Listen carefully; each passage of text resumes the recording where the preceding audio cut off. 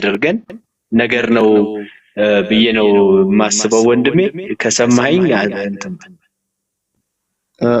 ዲበኩሉ ሰምቻለሁ ተባረክ ጥሩ ነገር ነው ያነሳው ልክ ነው በዛ ልክ ጌታ ስጋና ደም መከበር መቻል አለበት ግን እኔ አሁን ምንድነው የምልህ መጽሐፍ ቅዱስ አሁን እዚህ ቅድም ያነበብኩልህ ጥቅስ ላይ ሐዋርያ ጳውሎስ ሲናገር ምንድነው የሚለው እንደዚህ ከእራት በኋላ ጽዋውን ደግሞ አንስቶ ይህ ጽዋ በደሜ የሚሆን አዲስ ኪዳን በጠጣችሁት ጊዜ ሁሉ ይህን ለመታሰብ ያድርጉታል ምን ባደረጋችሁ ጊዜ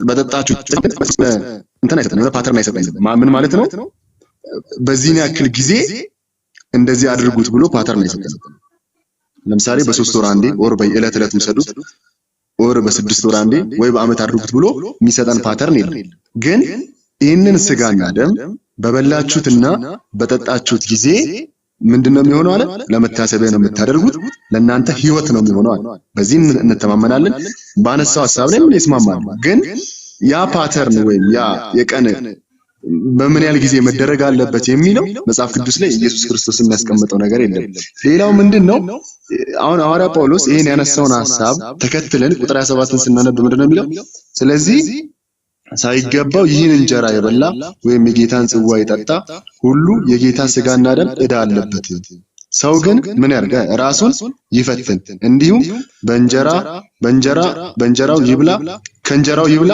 ከጽዋውም ይጠጣ ሳይገባው የሚበላና የሚጠጣ የጌታን ስጋና ደም የጌታን ስጋ ስለማይለይ ለራሱ ፍርድን ይበላልና ይጠጣልምና ስለዚህ በእናንተ ዘንድ የደከሙና የታመሙ ብዙዎች አሉ አያሌዎችም አንቀላፍተዋል ራሳችንን ብንመረምር ግን ባልተፈረደብንም ነበር ነገር ግን በተፈረደብን ጊዜ ከዓለም ጋር እንዳንኮነን በጌታ እንገሰጻለን ይላል ምን ብሎ ነው የሚናገረው ከላይ በኩል ራሱን ይፈትን ሰው ይሄን ሊወስድ ሲል ራሱን ያዘጋጅ በእግዚአብሔር ፊት የከበረ ስጋና ደም ስለሆነ ኢየሱስ ክርስቶስ ሕያው ስጋና ደም ስለሆነ ይሄ ነገር ሲወሰድ ዝግጅት ያስፈልጋል ሐዋርያ ጳውሎስ ይሄንን ራስን መፈተን አለበት ራሳችንን ማየት መቻል አለብን ምን ያክል ኢየሱስ ክርስቶስን ስጋና ደም ለመውሰድ ምን ያህል ዝግጁ ነን የህይወት ዝግጅት ያስፈልጋል በዛ በፈሰሰው ደም በዛ ለምሕረት ለንስሐ በፈሰሰው ደም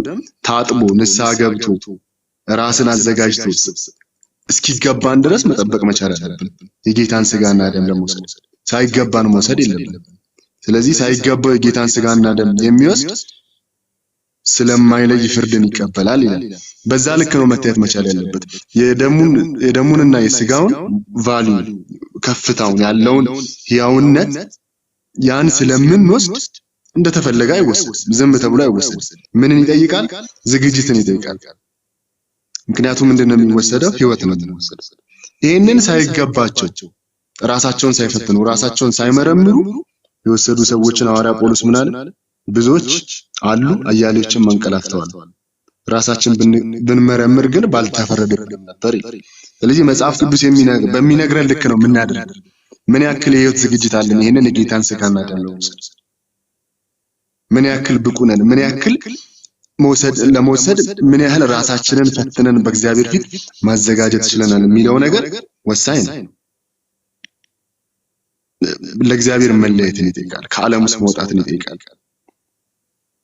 ያን አክብሩ የጌታን ስጋና ደም ክቡር መሆኑ ገብቶን መሻገራችን መሆኑ ገብቶን መወሰድ መቻል አለበት እና ምን ልልህ ነው በአጠቃላይ ሐሳቡ ምንድነው መጽሐፍ ቅዱስ በነገረን መጠን ነው ባስቀመጠልን ልክ ነው አንድ እኔ ልልህ የምችለው ነገር ምንድነው አንደኛ ለመታሰብ ያደርጉት ነው ያለው ሁለተኛ ደግሞ የሰጠን ጊዜ ፓተርን ነው በዚህ ልክ በዚህ ያክል ጊዜ አድርጉት አላለም ግን ያን 6 ወርም ይሁን 3 ወርም ይሁን 1 አመትም ይሁን ግን ያንን ስጋና ደም ስጋውን በበላችሁ ጊዜ ደሙንም በጠጣችሁ ጊዜ ለምን አድርጉት አለ ለመታሰቢያ አድርጉት አለ ይሄን ስታደርጉ ደግሞ በምንድነው የምታደርጉት አለ እስኪገባችሁ ድረስ ዝግጅት አድርጋችሁ በመለየት ነው ቅድም እንዳልኩ ሲወሰድ አሁን ለምሳሌ ጌታና ስጋና ደም ተብሎ ሲወሰድ ህብስትም ወይን ነው የሚወሰድ ያ ሲወሰድ አንዳንድ ሰው ዝም ብሎ ኖርማል እህል ነው ሊል ይችላል፣ ወይን ነው ሊል ይችላል።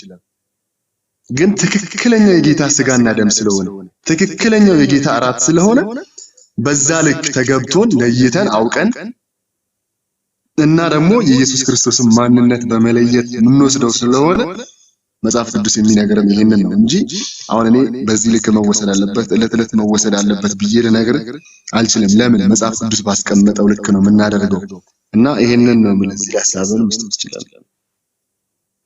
ኦኬ ወንድሜ፣ አይ ልክ ነው በጣም ግን ምንድነው አሁን እንትን እንዳልከው ይሄ ከፓተርኑ ብንጀምር አሁን መብል ማለት እንግዲህ አሁን እንደምታውቀው አንተ ለምንድን ነው ክርስቶስ መብል ነኝ ያለው? ለምን ሌላ ነገር አልመረጠም ካልክ ያለ መብል ህይወት ስለሌለ ነው። ህይወት አይቀጥልም።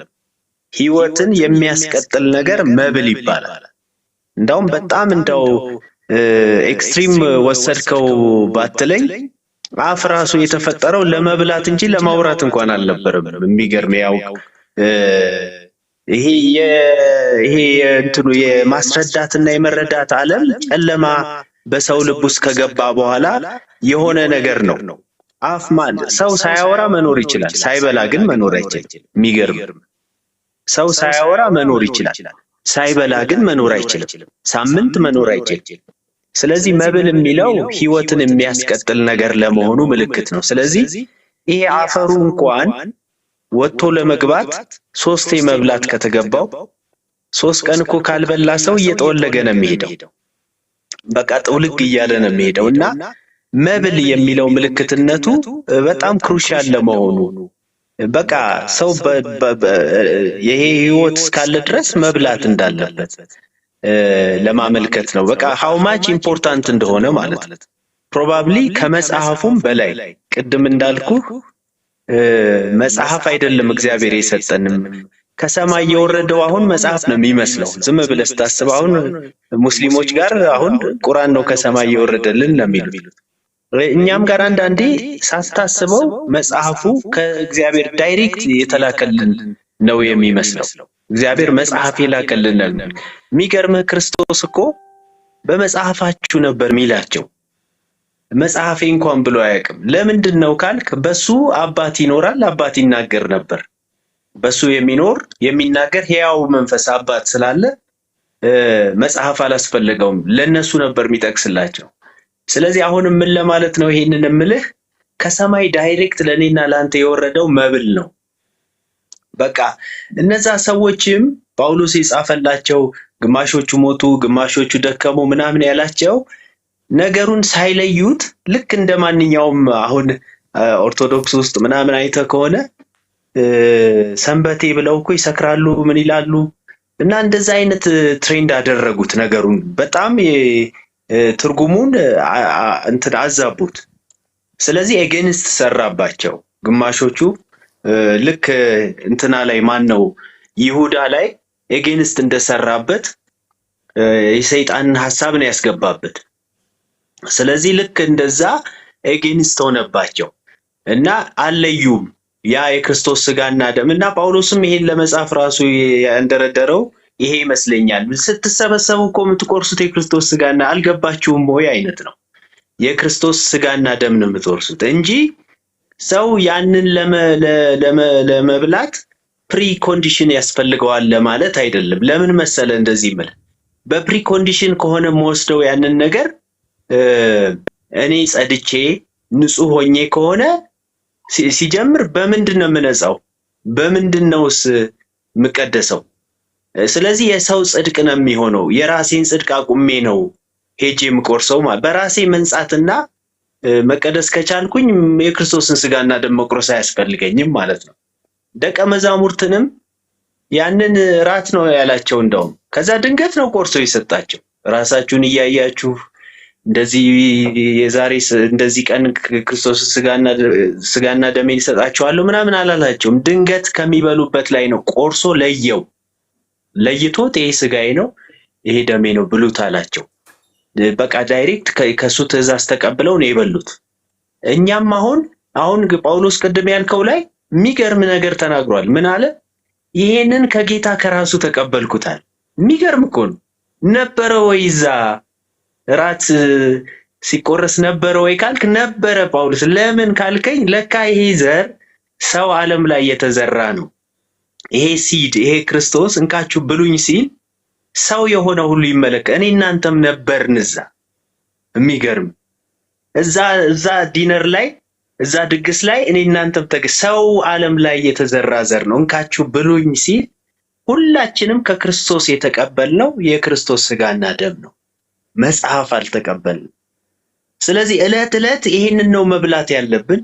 ዕለት ዕለት አዋጅ የሚያሳውጀንን ሞቱንና ትንሣኤውን ትናገራላችሁ እንዳለ ይሄ የመስቀል ኃይልና መንፈስ በእያንዳንዳችን እንዲያልፍ የሚያደርገው ዕለት ዕለት የምንቆርሰው ኃይል የሚሆን በእኛ በትክክል የአሮጌ ማንነታችንን ቅድም እንዳልከው የመጀመሪያው አዳም የገባውን የአሮጌ ማንነት አስወግዶ ይሄ ሁለተኛው አዳም የክርስቶስን አይደንቲቲና ማንነት በእያንዳንዳችን የሚገልጠው ዕለት ዕለት የምንቆርሰው የክርስቶስ ስጋና ደም ነው እና ይሄ ክሩሻል ነገር ነው። አሁን ይሄንን እኔ እንጃ ማንም ለማንም ሊያሳምነው አይችልም። የራሱ ሰው የልብ አይኑ ተከፍቶለት ይሄን ካላየ ካላስተዋለ በስተቀር አለበለዚያ ምን ይሆናል መሰለህ ወንድሜ፣ አሁን ብዙ ጊዜ ጴንጤዎች ጋር በተለይ በጣም መቃወማቸው ስለነ ጳውሎስና ስለነ ጴጥሮስ እያወሩ ዘመናቸው አለቀ። እነሱ በህይወት እየተወለጉ ነው የሚሄዱት፣ ግን ጥቅስ ነው በቃ ዘላለም ጥቅስ ነው የሚወራው፣ እንደ ድግምት ነው የሚሆነው። ከኔና ካንተ ጋር ዳይሬክት የሚያያይዘው አሁን ምንድነው? ይሄ ከውስጥ ወደ ውጭ ሰንጥቆ የሚወጣ ህይወት አለ። አሁን በድሮ ዘመን አንበሳ ሲያድኑ እንዲያረጉ ነበር አሉ። ቀንድ ቀቅለው ይሰጡታል ቀንድ እና ቀንዱ ሲቀቀል እንደ ስጋ ይሆናል፣ እንደ ፍሌሽ ይሆናል ሲቀቀል። ከዛም በኋላ አንበሳው ስጋ አገኘው ብሎ ነው የሚበላው ቀንዱን። ሆዱ ውስጥ ከገባ በኋላ ግን ከ3 ቀን በኋላ መጠንከር ይጀምራል፣ ተመልሶ ወደ ቀንድነት ይለወጣል። ስለዚህ ከውስጥ ወደ ውጭ ሰንጥቆት ይወጣል ማለት ነው አንበሳውን። አንበሳ የሚያድኑት በድሮ ዘመን እንደዚህ ነበር ይባል። ስለዚህ አሁን ላይ እያንዳንዳችን የምንበላው ይሄ የክርስቶስ ስጋና ደም ነው። አሮጌ ማንነታችንን ከእያንዳንዳችን ቸንክሮ አስወግዶ የክርስቶስን ሕያው ማንነት በእያንዳንዳችን ከውስጥ ወደ ውጭ የሚገልጠው ከውስጥ ወደ ውጭ የሚገልጥ አካል አስይዞ በእኛ ልክ እኮ ዘር ጥሩ ምሳሌ ነች። ክርስቶስ እንዳውም በጣም የሚገርም አባቴ ገበሬ ነው ይላል ብዙ ጊዜ አባቴ ገበሬ ነው እና እቺ ቅንጣት መሞት አለባት ይላል። ቅንጣቷ እኮ አፈር ውስጥ ካልገባች ወንድሜ እዚህ ቴብል ላይ አሁን ባስቀምጣት እኮ የዛሬ ወር ብንመጣ እናገኛታለን። ቅንጣት ስንዴ እዚች ጋር ባስቀምጥ አፈር ውስጥ ብከታትስ ከሳምንት በኋላ ሌላ ታሪክ ተፈጥሯል። ስለዚህ አሁን ላይ እያንዳንዳችን ልንበላው ወደ ውስጥ ወደዚህ አፈር ሊገባ የተገባው ያ የክርስቶስ ስጋና ደም ነው። የሁለተኛው አዳም ዘር ሆኖ የመጣው ወደ እያንዳንዳችን እሱ ሲበላ በእነኛ አካል የሚያደርገው ነገር አለ። እኛ አናውቀውም ምን እንደሚያደርግ፣ ግን ልክ አዳም ሲበላ ፍርሃት እንደገባበት ይሄ ደግሞ ቦልድነስን፣ ድፍረትን፣ ሞቱንና ትንሣኤውን ለማወጅ በትክክል እግዚአብሔር በክርስቶስ ያደረገውን በስልጣን ለመናገር የመንግስትን አዋጅ ለማወጅ በእያንዳንዳችን ሕያው የሆነ የክርስቶስ ስጋና ደም ነው እና እኔ ይሄንን አስረድቼ ላሳምንህ አይደለም። አንተው ጋር ነገሩ ከበራ እንግዲህ የሚሆን ነገር ነው። ግን እንዲህ ነው ስለ ፓተርኑና ስለ ሐዋርያት ሥራ 14 ላይ ቅድም ስላልከው የምልህ ማለት ነው። እሺ አመሰግናለሁ። ጥሩን ያነሳው በዛ እኛ የምናምንበትም ነገር ነው፣ ቤተክርስቲያናችንም መሰረቷም ስለሆነ ትክክል ነው ያልከውን ሁሉ የምንቀበለውም የምናምነውም ነገር ነው። ምክንያቱም ህይወትን የሰጠን እኛንም እንደ አዲስ ያደረገንም የጌታ ስጋና ደም ስለሆነ እሱ ማንደራደርበትም የእምነታችንም መሰረት ከሆኑ ነገሮች አንደኛው ነው እና አሁን እኔ ያልኩ ላይ ቅድም ቆሮንቶስ ላይ ሳነብልህ ምንድነው ያለው? ስለዚህ ሳይገባው ይህን እንጀራ የሚበላ ወይም የጌታን ጽዋ የጠጣ ሁሉ የጌታ ስጋና ደም ዕዳ አለበት ይላል። አሁን ቅድም ያልኩ ያነሳው ሐሳብ አለ፣ ጽድቅ የራሳችን ጽድቅ ይቆማል ምናምን ብለህ ነበርና ይሄ ራሱ የመዘጋጀቱ ራሱ በዚህ በፈሰሰው ደምና በተቆረሰው ስጋ ምክንያት የመጣ ነው። ለዚህ ይሄን ስጋና ደም ለመውሰድ ራሱ ዝግጅት የምናደርገው በዘላለም መንፈስ በፈሰሰው ደም በምንገባው ንስሐ ያ ደም ሲያጥበን ነው። ያ የምንወስደው ደም ራሱ ነው የሚያጥበን። ምክንያቱም መንፈሳዊ ነገር ነው። ህይወት ያለው ነው። ሁሌም ህያው ነው። ሐዋርያው ዮሐንስ እኮ ሲናገር እኮ ኃጢአት ብንሰራ ከአብ ዘንድ ጠበቃ አለን ብሎ የሚናገረው ይሄንን ነው። እና ሁሌም ህያው የሆነ ነው። ግን ምን ይጠይቃል? ራስን መፈተንን ይጠይቃል ነው ያልከው ሀሳብ ትክክል ነው። ህይወታችን ላይ ህያውነት እንዲኖር በነገራችን ላይ ይህን ስጋና ደም ስንበላ ህይወትን የሚሰጠን ይሄኛውን ማንነታችንን አይደለም የሚቀይረው። አፈር የሆነውን ስጋችንን ወደ ህያውነት አይደለም የሚቀይረው። የጌታን ስጋና ደም ብንበላም ብንጠጣም ደሙንም ህይወታችን ውስጡ የለበስነው ክርስቶስ ለውስጡ ሰውነታችን ነው ህይወትን ዕለት ዕለት የሚሰጠን። ያ ማንነታችን ነው ዕለት ዕለት የሚታደሰው። እስከ መቼ? ጌታ እስኪመጣ ድረስ፣ በዛ ጊዜ እስኪገለጥ ድረስ። በዛ ጊዜ ይሄ የተዋረደው ስጋችን ተለውጦ የጌታን ክቡር ስጋ ስንመስል የለበስነው በፕራክቲካል ሲገለጥ ያኔ የሚያበቃ ነው። እስከዛ ድረስ በዚህ በጌታ ስጋና ደም ዕለት ዕለት እየታደሰ የምንሄደው በውስጡ ሰውነታችን ነው እንጂ የጌታን ስጋና ደም እየወሰድን ዘላለም የሆነ አንኖርም በስጋው ማንነታችን።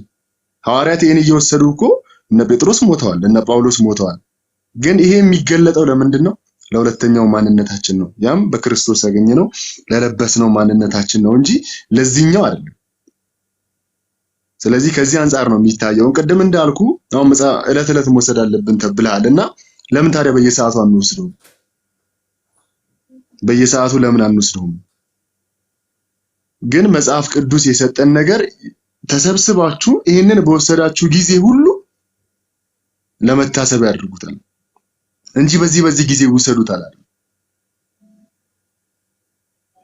ስለዚህ መጽሐፍ ቅዱስ የነገረንን ብቻ ነው የምናደርገውና ቅድም ስታወራም እንደሰማው መጽሐፍ ቅዱስ ላይ የጌታ ስጋና ደም አለ። ከዛ በተጨማሪ ደግሞ እግዚአብሔር ይዞልን የመጣልን ብዙ ነገር አለ በዚህ በጌታ ስጋና ደም በኩል። ስለዚህ ከዛ አንጻር ነው መታየት መቻል ያለበት።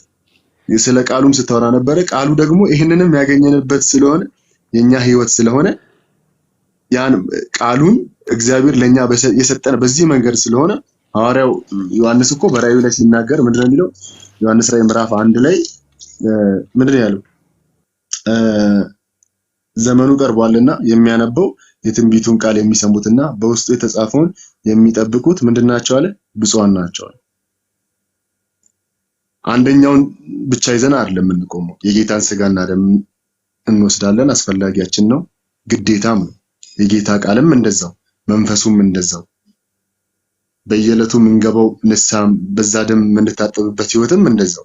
ስለዚህ ኢየሱስ ክርስቶስ በመምጣቱ ለኛ በመሞቱ የሰጠን ብዙ ነገር አለ።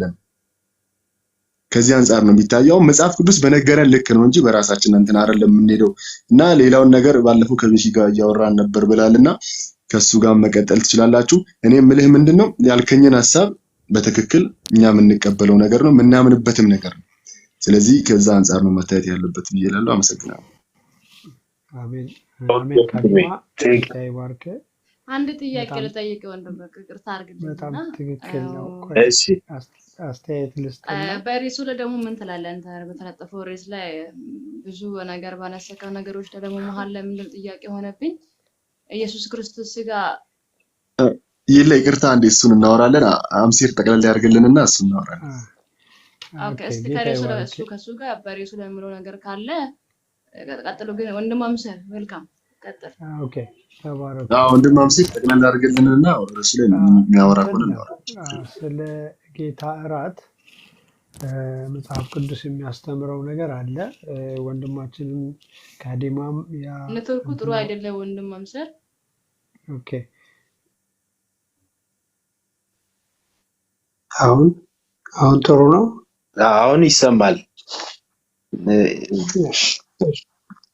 እሺ እና ወንድም ካዲማ ያለውም ትክክል ነው። ወንድማችንም ለቢኩሉ የተናገረውም ትክክል ነው። ቤተክርስቲያንም ታምናለች።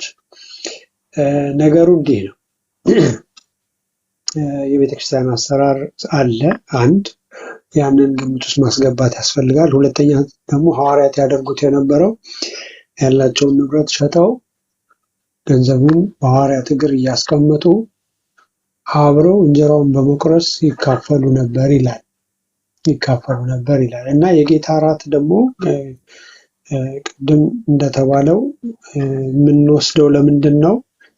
ሞቱን እንድንናገር ነው። ሞቱን ትናገራላችሁ ይላል። ወረድ ብላችሁ ስታነቡት ይህን ከበላችሁ በኋላ ሞቱን ትናገራላችሁ ይላል እና የጌታ እራት የምንበላው ልክ ልጁ ወንድማችን እንዳለው የጌታ እራት ስንበላ የሚመጣ ኃይል አለ፣ የሚረዳን ኃይል አለ። ቃሉ ይበራልናል። ልክ እንዳለው እንጀራ ቆርሶ ሲሰጣቸው አእምሯቸው እንደተከፈተ ይናገራል እና ይሄ ሁሉ አለ። ግን ምንድን ነው እዚህ ላይ ዕለት ዕለት በእርግጥ ወንድማማቾች በህብረት ስንቀመጥ ኢየሱስ ከመካከላችን እንደሚኖር መጽሐፍ ቅዱስ ይናገራል። አብረን ደግሞ ጸልየን የምንበላው ምግብ እንደ ጌታ እራትም ሊታሰብ ይችላል። ኢየሱስ ይመስገን እና ግን የጌታ እራት ቤተክርስቲያን እንደ ዝም ብሎ ተወስዶ ዝም ብሎ አሁን ባለንበት ዘመን እና የሐዋርያት ዘመን ይለያያል። ሐዋርያቶች አብረው ነበር የሚኖሩት። ያላቸውን በአንድ ላይ የሚያስቀምጡ ባላቸው በአንድ ላይ ነው የሚተጉት። የአሁኑ ዘመን ቤተክርስቲያን ብሎ በኋላ ኢንተርኔት የሚከፍት ሌላ ቦታ የሚሄድ ህዝብ ነው ያለው። ምን እንደሚያደርግ ከጀርባውም አይታወቅም። እነሱ ግን በጸሎት አብረው ይተጋሉ። በቀን በጸሎት ይተጋሉ እና ይህንንም ከግምት ውስጥ በማስገባት ትንሽ ጥበብ ያስፈልጋልና የጌታን እራት ማራከስ አግባብ አይደለም። የሚገባውና የማይገባው እንዳለ ወንድማችን ቀዲማ ተጠምቆም በኢየሱስም ተጠምቆም የማይገባው ሊኖር ይችላል እና የትም የሚዘል ሊኖር ይችላል። ቤተክርስቲያን መጥቶ ማያውቅም ሊሆን ይችላል። እግዚአብሔርን ቃል ማያነብም ሊሆን ይችላል። ወይም የእግዚአብሔር ጥማትን ብዙ የሌለውም ሊሆን ይችላል እና ብዙ አይነት አሰራር አለው። እንደ ሐዋርያት ዘመን በትክክል ንብረታቸውን ሸጠው በሐዋርያት እግር እንደሚያስቀምጡ ዛሬ እንደዚህ አይነት መንፈስ አለ ወይ በመካከላችን? እና አሁን የቤተክርስቲያን ጥረት ወደዛ ለመድረስ ነው እና ይሄኛው ትምህርት ትክክል ነው። ወደዛ ለመድረስ እየሮጥን ነው። ኢየሱስ ይመስገን እና ወደዛ የምንደርስበትንም ደግሞ አጋጣሚ አሁን ለምሳሌ ወደ ሀገር ቤት ያሉ ሰዎች እንደዚህ አይነት ቦታ ላይ ደርሰዋል ብዬ አስባለሁ። አብረውም ነው ተካፍለውም ነው የሚኖሩት። ታውቃላችሁ አባቶቻችን ንብረት የላቸውም፣ ቤትም የላቸውም። እንደሆንም ተክለ ማርያም ሌሎችም ቢሆኑ አብረው ነው የሚበሉት የሚጠጡት እና ገንዘብን በኪሳቸው የሚይዙትም የለም። ገንዘባቸው የቤተክርስቲያን ነው፣ ሁለንተናቸው የቤተክርስቲያን ነው እና አባቶቻችን ደርሰዋል። እኛም ወደዛ ለመድረስ እየጣርን ነው። ጌታ ኢየሱስ ይመስገን። ይሄ ግን ቤተክርስቲያንን ሊከፋፍል አያስፈልግም። ይሄ ጌታ እራት ተብሎ ከቤተክርስቲያን አንድነት ይህ እንደ ዶክትሪን እንደ ትልቅ ነገር ተወስዶ ቤተክርስቲያን ሌላ ቤተክርስቲያን የሚመሰረትበት አይደለም። አብረህ በመትጋት የሚደረስበት ቦታ፣ በማደግ የሚደረስበት ቦታ ነው። ስለዚህ እያደግን ስንሄድ እየገባን እንሄድና ከዛ በኋላ አብረንም ንብረት እያስቀመጠን አብረን እየጸለይን የጌታ እራት በቀን የምንመላበት ደረጃ ላይ እግዚአብሔር ያደርሰን ነው የምለውና ኮንክሉዥኑ ይሄ ነው እና ለዚህ ነው ከወንድም ቤኪ ጋር ተነጋገሩና የቤተክርስቲያን አባቶችም ጥበብንና እግዚአብሔር ሰጥቷል፣ ለቤተክርስቲያንም ስልጣን ሰጥቷል።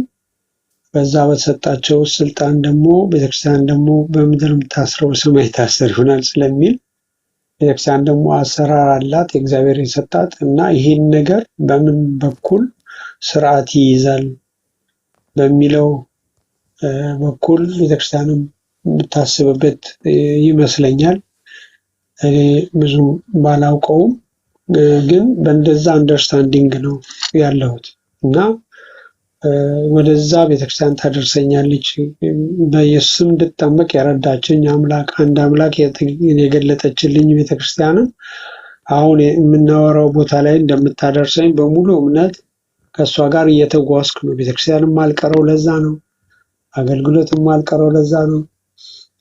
ጸሎትም አልቀረው፣ ጾምም አልቀረው ለዛ ነው እና የጌታን እራት ዕለት ዕለት ለማግኘት ማለት ነው። ጌታ ኢየሱስ ይባረክ። ተባረኩና በዚህ አጋጣሚ ይሄ ነገርም ለሁላችንም ሊገባን ያስፈልጋል። ይሄ ምን ማለት ነው? ከወንድሞች ጋር በተገኘው አጋጣሚ ህብረት ማድረግ እንዳለብን ነው የሚያስተምረን። በተገኘው አይመቸኝም ተብሎ ቤተክርስቲያን አይቀርም፣ ጾምም ጸሎትም ማቅረት አያስፈልግም እና ያ ነው ወደዛ ያደርሰናል። ኢየሱስ ይባረክ። ይሄ ነው ኮንክሉዥኑ ብዬ አምናለሁ። ወንድሜ ኪም ያስተምረናል። እኔም ተማሪ ነኝ፣ እማራለሁ። ጌታ ኢየሱስ ይባርካችሁ። አንተም ወንድማችን ደግሞ በኢየሱስ መጠመቅህን አላወኩም።